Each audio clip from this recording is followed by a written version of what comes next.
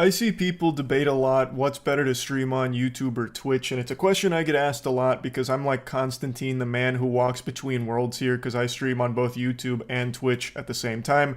I multi-stream. I am the future. I'm the chimera. There's pros and cons to each platform, but if you do both of them at the same time, you create the perfect stew. It's the chemical X to streaming. I have said since switching to multi-streaming, every single person should be multi-streaming. Contracts don't exist anymore except for on Kick, and even that I think is gone. There are no Twitch contracts. There are no YouTube contracts. They've gone extinct like the saber-toothed tiger. You know, like they have wiped their ass with contracts to creators.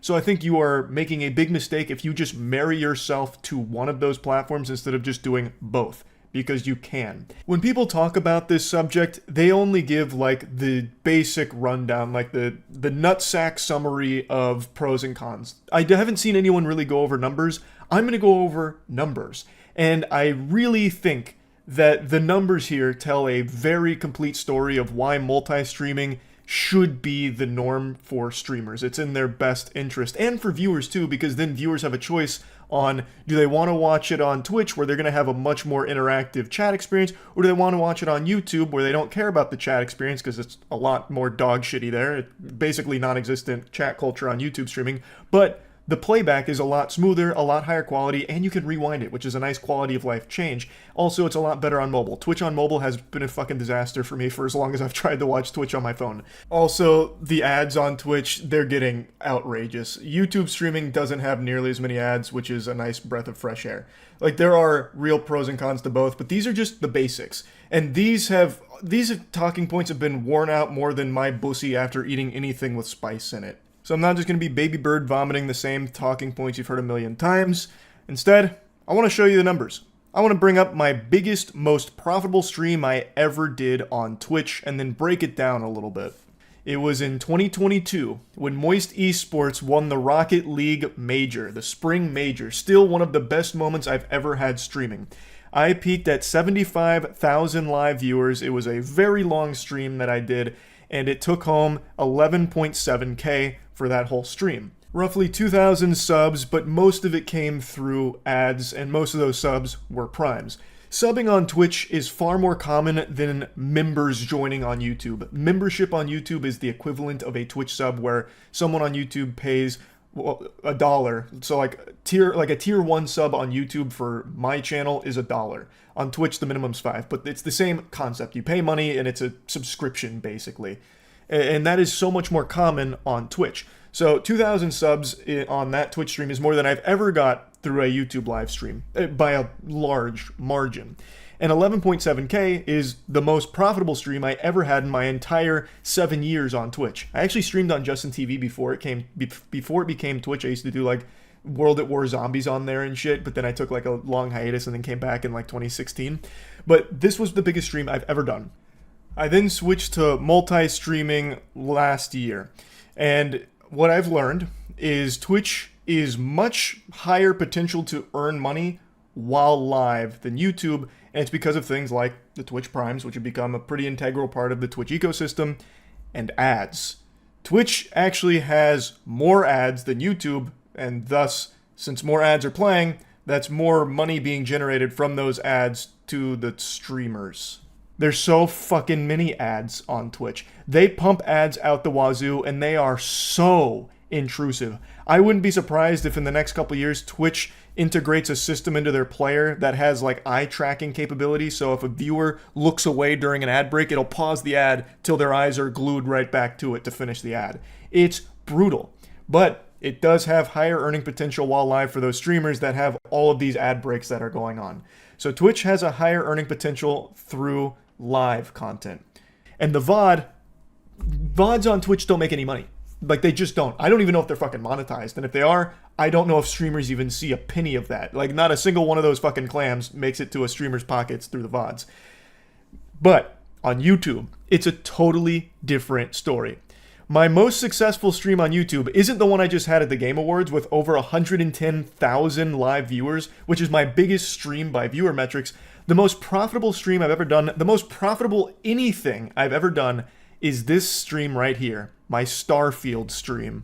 During the stream, I had 31,000 average viewers with a peak of 38K, which is a big stream. That is a big stream for me. It's actually more average viewers than the Rocket League one. But the Rocket League stream not only was a longer stream, but had a higher peak, and thus you would expect make more money because of the ads and the subs that came through. Well, what if I told you that's not the fucking case when it comes to YouTube streaming? Because this Starfield video actually made $84,000. 84,000 doubloons for a 4-hour stream just playing mid-poop-ass Starfield. The actual... Like, this was like an insomnia, try not to fall asleep challenge, basically. $84,000.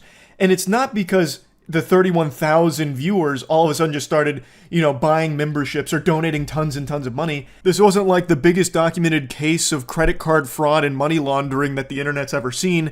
In fact, the live stream itself made 1.6K on ads, and the other $78,000 came from the VOD and the ads that played during a VOD. Now, the membership number there, the 2.4K, a lot of those memberships were just from people watching the VOD and then buying a membership, not them doing it while it was live. Also, the supers and gifts, I'm pretty sure that is live. So you can add the 1.6K plus the 1.6K on the supers, so the 1.6K from the live ads plus the super chats.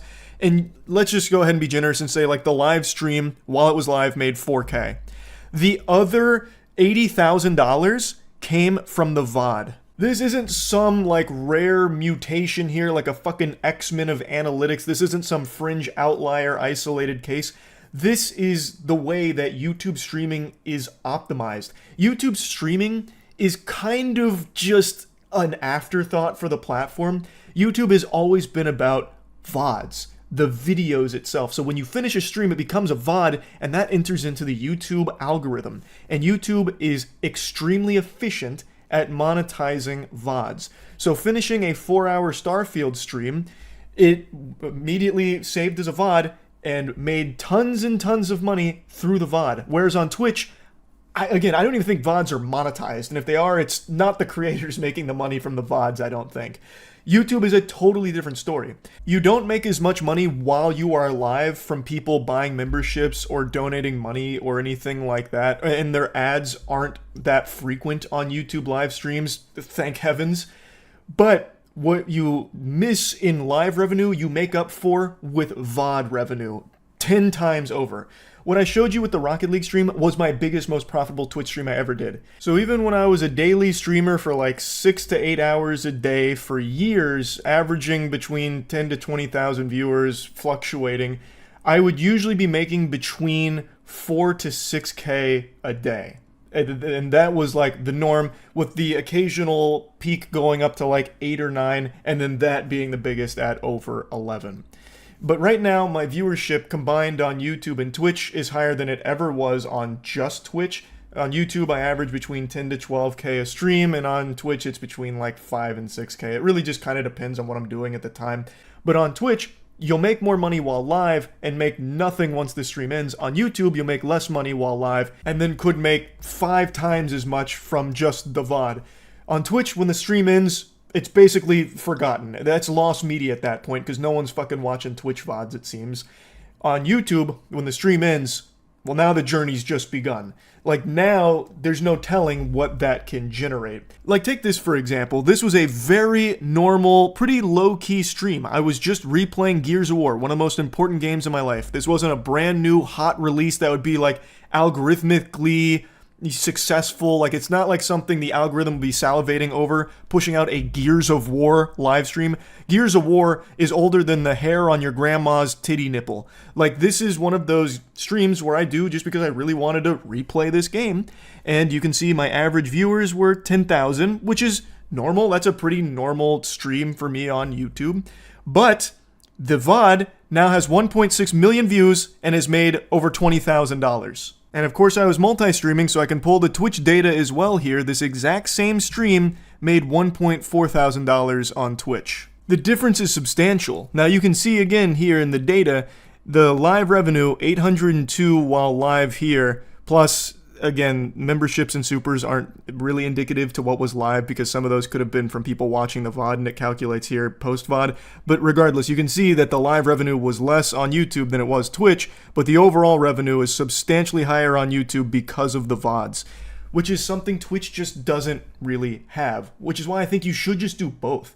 Your potential to earn while live is much higher on Twitch, but your potential to earn through VODs is astronomically higher on YouTube, so you're really doing yourself a disservice if you don't just do both. And again, it is a positive for viewers too, because they'll be able to choose the platform they want to watch on, as opposed to having to roll their eyes and be like, oh, my favorite streamer's on YouTube. I hate the fucking chat there, but whatever, I guess I'll watch, or maybe I won't. I really hate YouTube streams, or vice versa.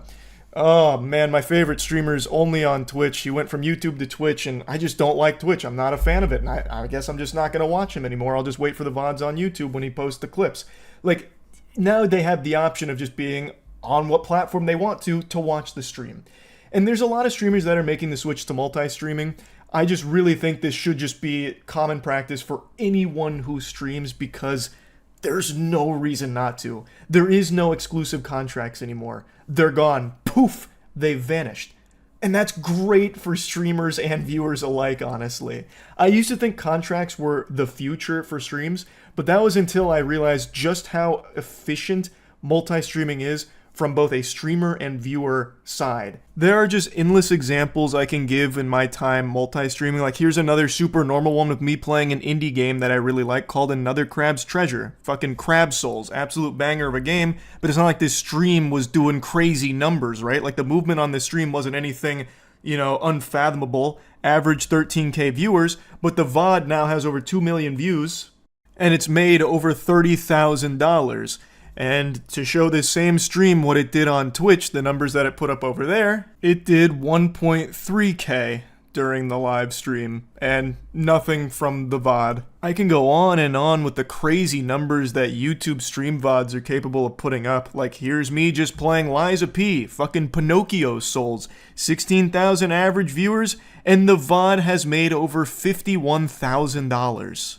I just don't think there's a very good argument to only streaming on one platform. There is no reason you shouldn't just multi-stream. Your viewers are going to pick the platform they most prefer, and I think that it's nice to at least give them the option of choosing that for themselves too. And again, the potential for the streamer is pretty huge. So yeah, anyway, hopefully this was helpful for anyone out there that's trying to decide what platform they should stream on. I think it should just be both. That's my advice, and to any streamers out there right now that are only streaming on either YouTube or only on Twitch, really think you should just come in the middle and hold hands with both platforms and just, like the commercial, why not both? I really think that it's probably a good idea. I do want to say, though, regardless of what platform you're on, it's a very saturated market, so it's going to take a lot of luck. I've said this since the beginning of time. I'm not special. I got lucky. You could be making the best content the world's ever seen, turbo cheek clapping, slapping, banger, heater after heater, but at the end of the day, it's all about having that one lucky break that puts it in front of people's peepers and gets them interested. The only thing you have control over is the consistency. So that way you'll have like a catalog of videos that people can go back and watch after they might find that video that popped off through luck. So that's really about it. See ya.